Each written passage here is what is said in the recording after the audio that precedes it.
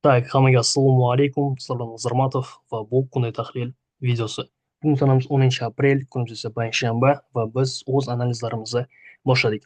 Tak, bugun sizlar ko'rsagan narsam bu haftalik 4 soat va 1 soatlik time frame'larda bo'ladi. Albatta, har doimgidek Dixoyda boshlaymiz. Dixoyda haftalik time frame'da ko'rishimiz mumkin. Bizlarda bir nechta o'rinlarimiz bor va bu o'rinlarimiz ikki tomonlama harakat beryapti. Shuning uchun bozorda manipulyatsiya ko'p. Sababi haftaning na highi na lowi olingani uchun ikki tomonlama manipulyatsiya bo'lyapti va ikki tomonda ham target va magnitudlar ko'pligi uchun ham bozor shunaqa bitta rejning ichida qolib ketgan. Sababini tushuntirib o'tiraman, qaranglar. Asosiy harakatimiz bizda mana bu rejda, ya'ni Langoy harakatda va anchadan beri kutgan haftalik IFO'mizga narx keldi. Undan so'ng ko'rishimiz mumkin, bizlarda narx javob berib, o'sha откат o'zini impulsini olayotgandan so'ng bizlarda yana bitta haftalik IFV shakllangan va bu уже shartnoviy harakatga sabab bo'lyapti.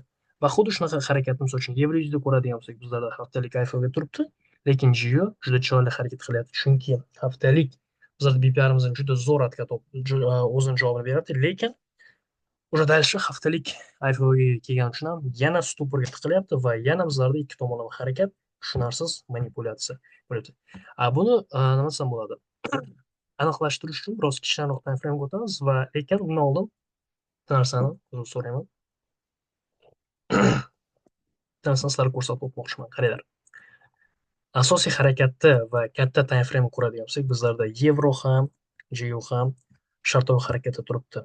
To'g'rimi? Va Dixoyda asosiy harakatni ko'radigan bo'lsak, bizlarda ниже чем sell side, buy side'imiz ancha aktualroq turibdi. Sababi mana bu yerda bozor juda ko'p manipulyatsiya qilyapti va H4 o'tib kechagi fonus ko'radigan bo'lsak, bizga положительный nima desam bo'ladi, Dixoyga именно положительный keldi, chunki bizlarda bilamiz, Paul har doim dollarni kuchli qilishga harakat qiladi, ниже чем hozir Tramp biroz politikasi boshqacharoq yuritayotgani uchun. Hozir shunaqa politika bo'layotgani uchun ham bozorda ko'p manipulyatsiya tushunarsiz holat bo'lyapti. Endi esa bugungi targetlar qanday qilib aniqlaymiz va bizda sell side ham buy side ham bor. Lekin shunday uchraydigan bo'lsak, bizlarda narx H4 FVGda turibdi va mana shunday o'tkazadigan bo'lsak, bizlarda IFVGamiz ham bor. Shuning uchun bizlarda yaxshi magnitudlar bor va bunga qanday javob berishiga qarab bizlar bemalol o'zimiz targetimizni qilsak bo'ladi. Но leverajda bizlarga ниже чем buy side, bizlarga sell side'imiz juda yaqinroq. Sababini tushuntirib o'taman. Xuddi shu holat H4da bizlarda IFVGamiz bor va 4 FVG hali juda chiroyli javob beryapti. Lekin mana bu yerda chizib qo'yganman tayyor qilib, agar bizlar 30 minutga o'tadigan bo'lsak va bizlarda strukturani ko'radigan bo'lsak, qaranglar, bizlarda nima shakllanyapti. Aziyada akkumulyatsiyamiz bor. Agar hozir bizlarga London imенно manipulyatsiya qilib, imенно shu H4 FVGga уже javob berib bo'lgandan so'ng bizlarda manipulyatsiya qilgan holda bizlarga mana shunday struktura beradigan bo'lsa, ya'niki London Aziya akkumulyatsiya, London manipulyatsiya va New distributsiya berib, именно mana bu 1 soatlik 1 soatlik FVGni buzib bizga beradigan bo'lsa manipulyatsiyani, bemalol mana bu yerdan o'zimizni limitkalarimizni qo'yib, asosiy target, ya'ni sell side targetimizga harakat qilib ko'rsak bo'ladi. Ungacha emas, mana buni buzib o'tgandan so'ng aniq bizlarga agar model beradigan bo'lsa, agar bu narsa yangilikka taqalib qoladigan bo'lsa va yangilikka yaqin bo'lib qoladigan bo'lsa, buni o'tkazib yuboramiz. Yangilikdan so'ng qachon? Universiada bu bemalol 7 dan 8gacha, 9gacha qarab ko'rsak bo'ladi. O'shanda ancha xavfsiz bo'ladi va depozitimizni katta riskka qo'ymaymiz. Keyingi paramiz GU. Qaranglar, GUda ham xuddi shu holat. GU naprotiv bizga даже yaxshi qilyapti. Nimaga deydigan bo'lsak, bizda уже PDH olingan.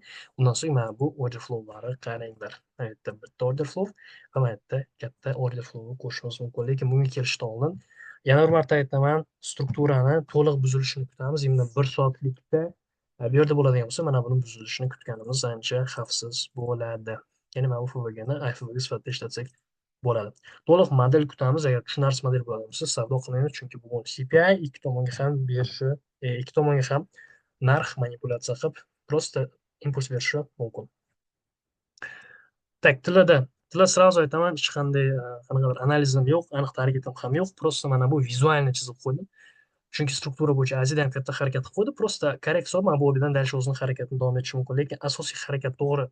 Yana all time high 3180 ga yana hujum qilib ko'rishi mumkin. Ya'ni undan teparoq 3180 emas, bu adashmasam hozir 3170 ekan. 3170 ga hujum qilib ko'rishi mumkin. Lekin target aniq bo'lgani bilan bizlar bilmaymiz narx qanday qilib boradi. Shuning uchun tillarda aniq targetim yo'q, sababi manipulyatsiya ko'p. Bu tillarni o'zim, ya'ni yangilikdan so'ng и то ertaga qarab ko'rgan bo'lardim. Bugun esa tillarga tegmayman. Chunki kechagi Fomusdan so'ng bu undan ham ko'p yurdi va Aziya o'zida ham juda katta harakat qilib qo'ydi. Katta ehtimol bilan bozor Aziyani ichida qolib ketishi ham mumkin. Indekslar. Indekslar kecha juda zo'r yurdi. Qo'shimizon kun 1 soatlik PVGdan juda zo'r ketdi va дальше o'zini harakati уже Lango aktual, chunki mana bu yerda уже bitta slom bergandi. Undan so'ng bu slomni yana bitta tasdiqladi. 1 soatlikda mana bu OBdan ham ketishi mumkin. Undan so'ng esa hali beri menimcha откат olmaydi. Agar yangilikda откат olmasa, lekin no degan joyi bor. S&Pda shunday ko'raversak, bizlarda kunlik a, iPhone'ga turibdi va bu narsa уже bizga manipulyatsiyaga sabab bo'ladi. Shu narsa odamni ozroq ikkilantiryapti. Mana shuni buzgandan so'ng, ya'ni bugungi kunni хотели CPI o'tkazgandan so'ng ana ancha kartinka yashnarroq bo'ladi. O'shandan keyin bemalol o'zimizni limitlarimizni qo'yib savdo qilsak bo'ladi. Bugungi kundagi tahlil shu. Savollar va tushunarsiz joylari bo'lsa, bemalol Telegram kanalida chatda analiz bilan bo'lishsangiz bo'ladi. Birga fikr almashib, bemalol savdo qilamiz. Sog' bo'linglar, sog' bo'linglar, charchamanglar.